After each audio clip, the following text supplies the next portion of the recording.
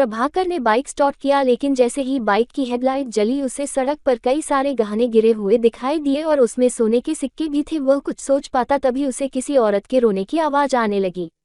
सुगंधा, अब किसका इंतजार कर रहे हो? हम किसी मुसीबत में ना फंस जाए।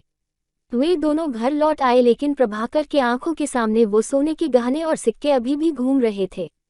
वैसे तो प्रभाकर को किसी बात की कमी नहीं थी, लेकिन वो बहुत लालची था। वो उन गहनों को किसी तरह हासिल करना चाहता था।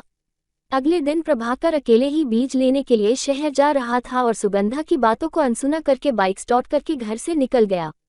थोड़ी देर बाद वह उसी भूतिया रास्ते पर पहुंच गया। दिन के समय भी वह रास्ता बिल्कुल सुनसान था।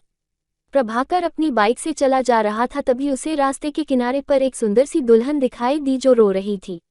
उसे समझ नहीं आ रहा था कि इस सुनसान रास्ते पर ये दुल्हन कहाँ से आई।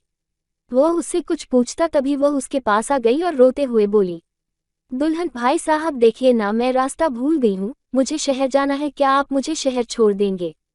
प्रभाकर, लेकिन तुम यहाँ कैसे आई? लोग कहते हैं कि ये रास्ता भूतिया है।